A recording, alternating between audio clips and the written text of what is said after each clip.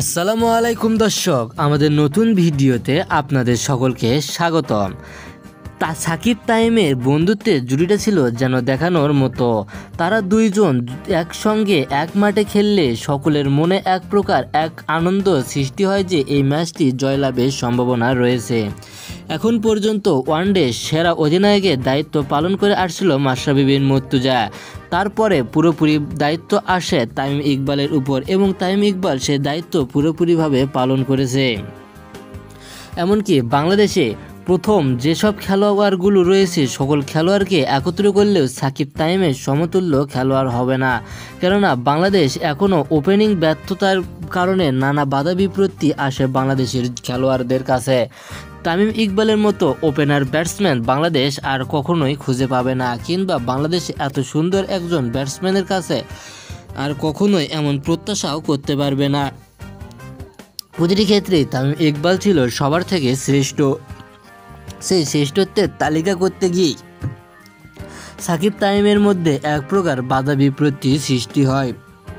সেই বাধা বিপত্তি থেকে সৃষ্টি হতে হতে এক পর্যায়ে এমন অবস্থায় পরিণত হয় যে তাদের দুজনের মধ্যে এক বিশাল ফাটলের সৃষ্টি হয়।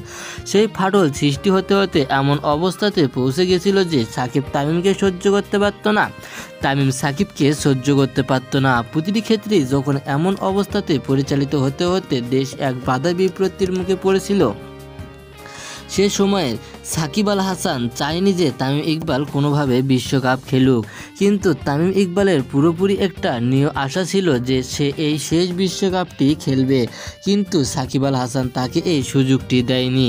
কেননা সাকিব আল হাসান চেয়েছিল যে তামিম ইকবাল কোনোভাবেই যেন বিশ্বকাপটি না খেলতে পারে। তাদের দুইজনের মধ্যে নানা বাধা বিপত্তি হয়েছিল। বাধা বিপত্তি হতে হতে এমন পর্যায়ে পরিচালিত হয়েছিল যে সাকিব তামিমকে অবশেষে খেলতে দেওয়ারই সুযোগ দেয়নি। অবশেষে তামিমের সঙ্গে ফোন কলে কথা বলেছে সাকিব এবং নানাভাবে বিভ্রান্তিকর পরিবেশের সৃষ্টি করার চেষ্টা করলেও সেই সৃষ্টির হাত থেকে কখনোই পরিত্রাণ পায়নি সাকিব তামিম দুইজনই। সাকিব চেয়েছিল দেশকে সে নিজের মতো করে ক্রিকেট পরিচালিত করাবে, আর তামিম চেয়েছিল যে দেশে আবারও শান্তিময় অবস্থাতে ক্রিকেট পরিচালিত হোক।